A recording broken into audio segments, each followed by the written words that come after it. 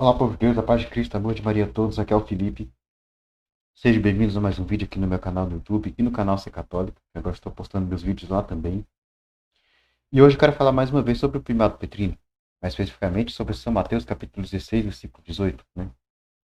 Aquela principal passagem, né, que fundamenta o dogma do primado de São Pedro, a instituição do papado. Este é o quinto de uma série de vídeos que eu estou fazendo no meu canal. Eu comecei no meu canal particular, MSV Católico, sobre o primado de São Pedro. Os outros estão lá no meu canal na playlist Eclesiologia. Né? Vou deixar o link dessa playlist na descrição desse vídeo, tanto no meu canal particular, MSV Católica, quanto no canal AC Católica. Bom, em vídeos anteriores, né, também numa live, eu já falei sobre esse assunto, da pedra de Mateus 16, 18. Né? Mostrei a partir do texto grego que a pedra é o próprio apóstolo Pedro, né? Evidente que usando, né, um dicionário com a conta strong, porque eu não entendo de grego, né? Também já mostrei no aramaico, mostrando ali que na língua aramaica é usada a mesma palavra para o nome próprio Pedro e substantivo comum pedra, né? Já fiz isso em outras ocasiões, né? E esses vídeos e a live que eu fiz isso estão disponíveis na minha playlist de eclesiologia do meu canal, que, como eu falei, vai estar na descrição desse vídeo, tanto no meu canal particular, do Ser Católico, quanto no canal Ser Católica, né? Então, hoje, como eu já fiz análise desse texto, né, e outros vídeos em cima do grego e do aramaico, agora eu quero fazer em cima do português, da nossa língua materna, né? Vou mostrar que mesmo no idioma português não dá para fugir do fato de que a pedra é o apóstolo Pedro, né? Então, eu vou usar aqui conhecimento de língua portuguesa, no caso, conhecimento de interpretação de texto na língua portuguesa, né? Então, o que eu vou usar aqui, na verdade, é o conhecimento de coesão textual, né? Se você não sabe o que é isso, você vai saber daqui a pouco. Então, vamos dar aqui a cena. Primeiro vamos ler o texto, né? Aqui, São Mateus 3, São Mateus 16, do versículo 3 ao 19. Diz assim: Chegando ao território de Cesareia de Filipe, Jesus perguntou aos seus discípulos: No dizer do povo, quem é o filho do homem? Responderam: Uns dizem que é João Batista, outros Elias, outros Jeremias ou um dos profetas. Disse-lhe Jesus: E vós, quem dizeis que eu sou? Simão Pedro respondeu: Tu és o Cristo, filho de Deus vivo. Jesus então lhe disse: Feliz és, Simão, filho de Jonas, porque não foi a carne nem o sangue que te revelou isto, mas o meu Pai que está nos céus. E eu te declaro: Tu és Pedro, e sob esta pedra edificaria a minha igreja, e as portas do inferno não prevalecerão contra ela. E eu te darei a chave do reino dos céus. Tudo que ligares na terra será ligado nos céus, e tudo que desligares na terra será desligado nos céus. Então aqui vamos concentrar no versículo 18. E eu te declaro: Tu és Pedro, e sob esta pedra edificaria a minha igreja, e as portas do inferno não prevalecerão contra ela. A nossa análise textual será em cima desse versículo, né? Como eu falei, eu vou fazer aqui uma análise de coesão textual, né?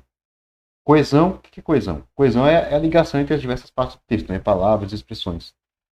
Então, quando a gente estuda coesão textual, a gente analisa a ligação, né? Os elementos que ligam as partes do texto, sejam eles conectivos, como conjunções e preposições, ou então referenciação, né? Termos que fazem referência a outros, né?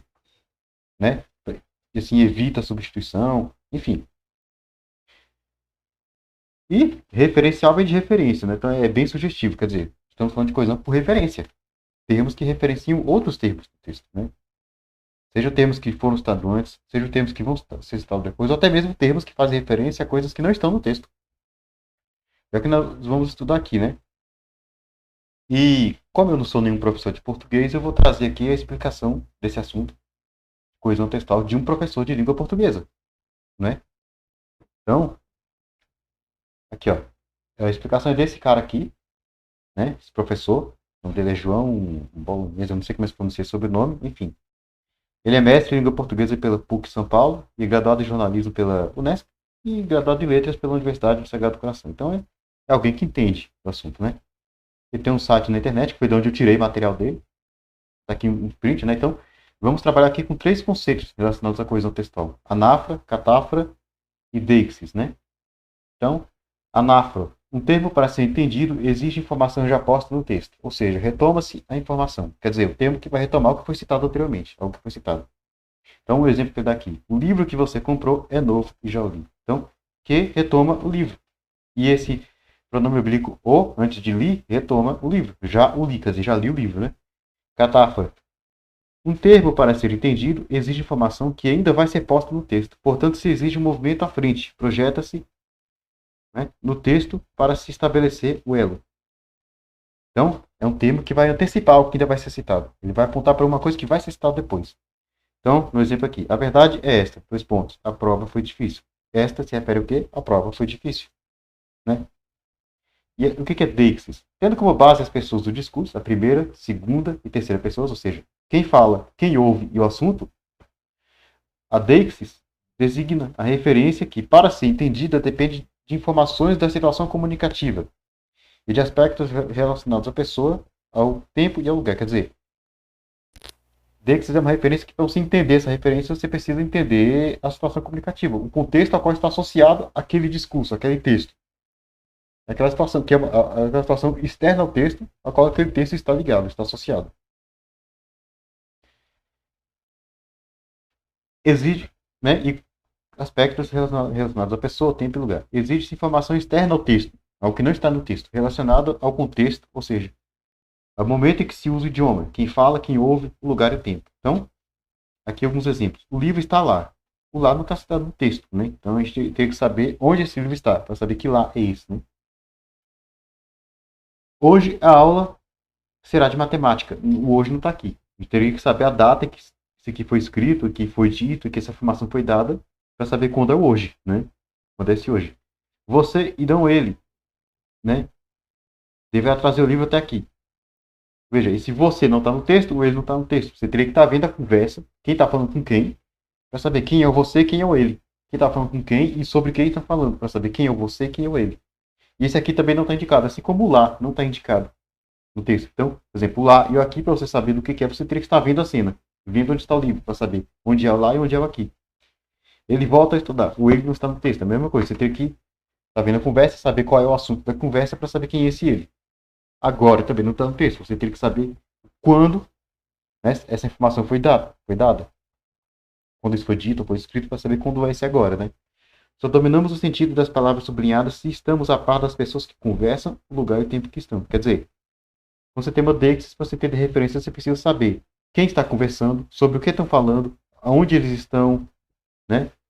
O tempo que estão. Por quê? Porque o deixis é uma referência, vão ser as referências a alguma das pessoas do discurso, ou seja, a pessoa que fala, a pessoa que ouve o assunto, pode ser uma referência ao lugar onde, né, aquela conversa se passa, onde a pessoa que fala se encontra, ou uma referência ao tempo em que aquele discurso está acontecendo, aquela conversa, aquela cena, aquilo está acontecendo, né?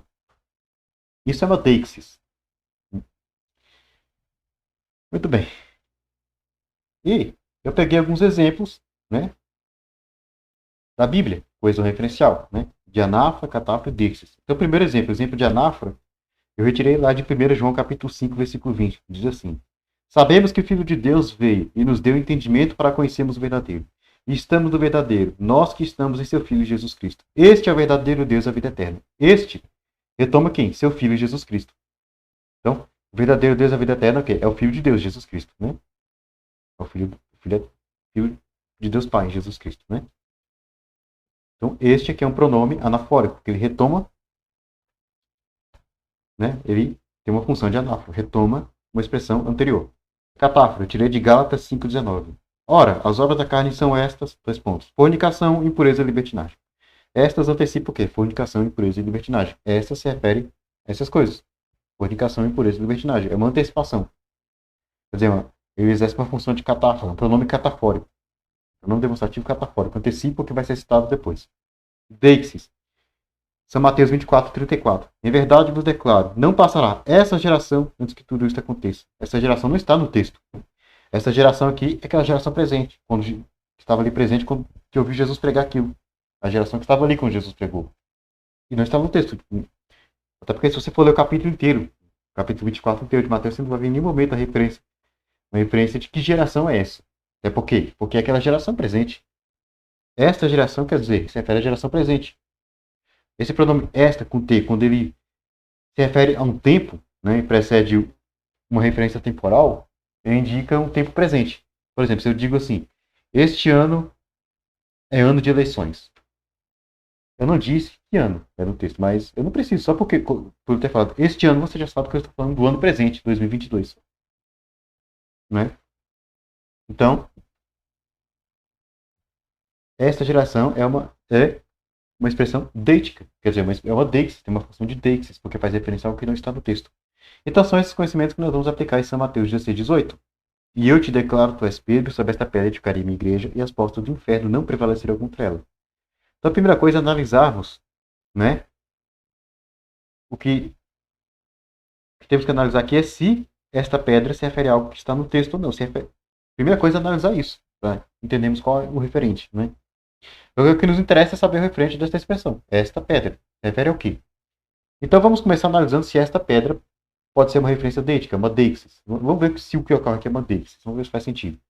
Como a gente viu aqui, a deixis ela traz informações relacionadas às pessoas, o discurso, a tempo e a lugar. Não é? Quer dizer, uma referência à pessoa que fala, que ouve o assunto do discurso, a tempo ou lugar. Nessa situação, São Mateus 16, 18, pode ser um desses casos? Pode ser a pessoa que fala. Que a pessoa que fala aqui é quem? Nosso Senhor Jesus Cristo. É Jesus. Poderia ser Jesus? Então, vamos analisar do ponto de vista semântico, gramatical, vamos ver se faz sentido. Né? Só que, primeira coisa que não faz sentido. O meu motivo, né? Problema semântico, problema de incoerência, porque Jesus aqui ele usa uma metáfora onde ele se apresenta como o construtor, que vai edificar uma construção, que é a igreja. Só que se ele for também a pedra, ele vai estar dizendo que vai edificar a igreja sobre ele mesmo. Quer dizer, ninguém edifica nada sobre si mesmo. Então não faz sentido dizer que Jesus é ao mesmo tempo construtor e a pedra. A pedra base. Não faz sentido haver uma equivalência semântica, uma equivalência de significado entre entre o construtor e a base da construção. Né? Ah, mas alguém pode dizer, mas isso é uma metáfora. Sim, é uma metáfora. Só que a metáfora ela usa a realidade. Algo que é da realidade para passar algum ensinamento, alguma mensagem. Não é? Então, se usa aquilo que é da realidade, tem que respeitar a realidade. E na realidade não existe construção erguida sobre o próprio construtor. Então não faz sentido uma metáfora como uma construção erguida sobre o próprio construtor. Não faz sentido.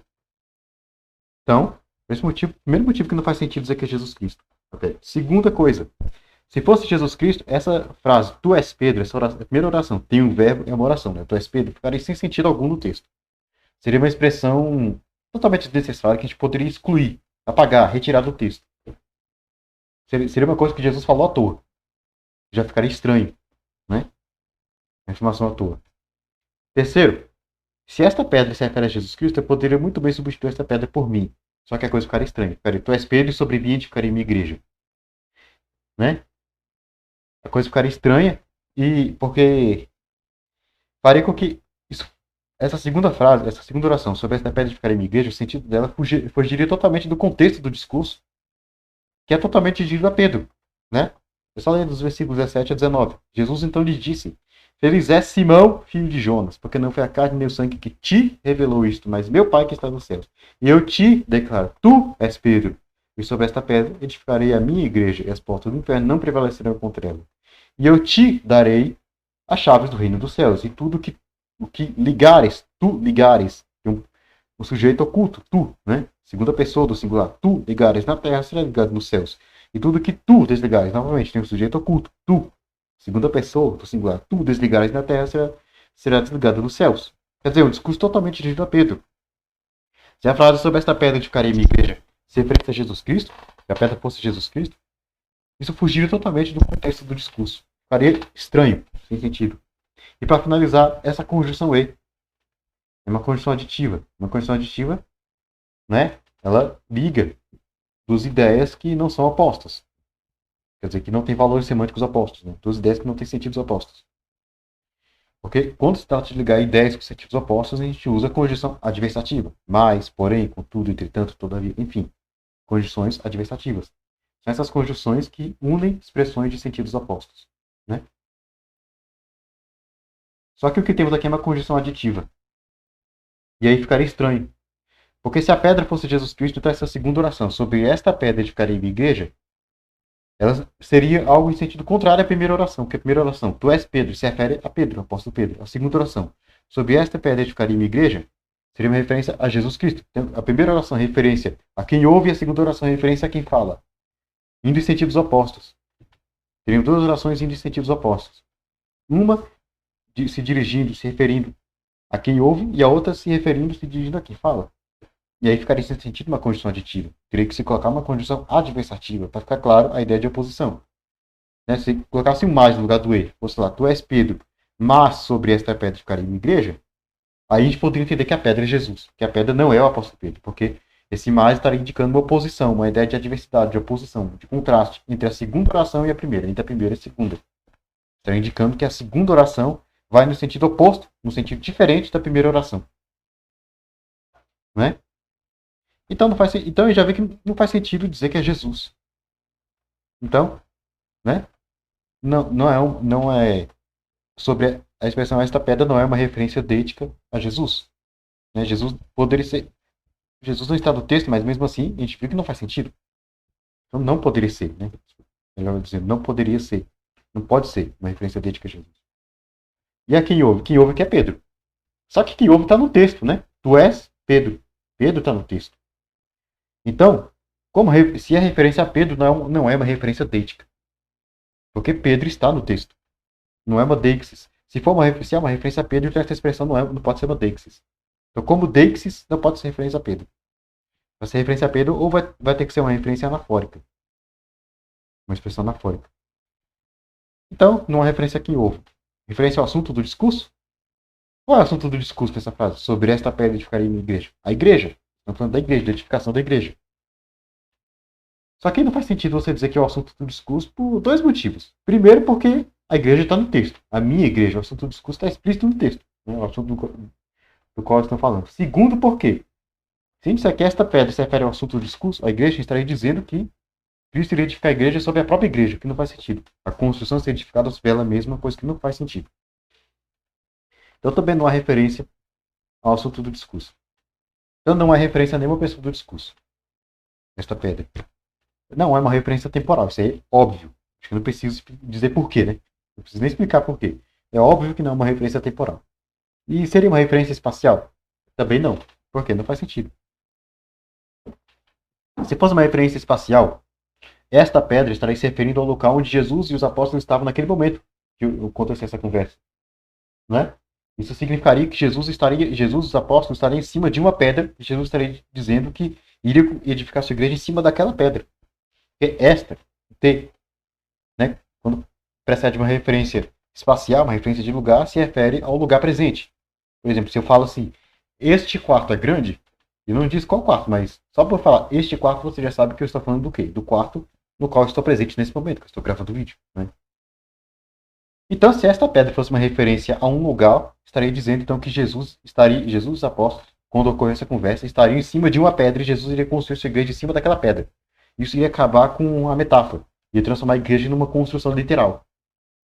Então, se fosse assim, se esta pedra fosse uma referência de lugar, Jesus estaria dizendo que ia edificar um templo de pedra em cima daquela pedra, um templo de tijolos em cima daquela pedra. A igreja deixaria de ser o corpo místico de Cristo e se tornaria um templo de tijolos. Então não faz sentido dizer que esta pedra é uma referência espacial. Não é. Porque fugiria do contexto, do objetivo da metáfora. Fugiria completamente da metáfora. A gente sabe que isso aqui é uma metáfora. A ideia de construção sobre esta pedra ficaria em igreja é uma linguagem metafórica. Né? Então, não é referência a nenhuma das pessoas do discurso, não é uma referência a tempo nem a lugar, não é uma deixis. Não temos aqui uma deixis. Né? Até porque se tivéssemos, a pedra não está no texto. Se tivéssemos uma deixis, somente quem esteve presente, somente os apóstolos que estiverem presentes ali, poderiam saber que pedra é essa. Porque só eles estariam ali vendo Jesus apontando a tal pedra. Então, quer dizer, se quem fosse uma deixis, também a gente não teria nem como saber que pedra é essa. Então, enfim, já conclui que não se trata de uma deixis. Será que se trata, por exemplo, de uma catáfora? A segunda hipótese, a outra que a gente vai tratar aqui é a catáfora, né?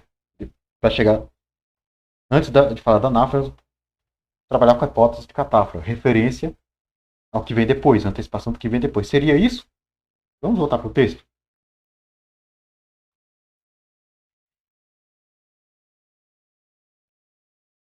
Bom, se fosse uma referência catafórica, estaria apontando para a próxima expressão nominal. Esta pedra, esta com T, né? Quer dizer, indica esta é um pronome demonstrativo que aponta para algo que está próximo.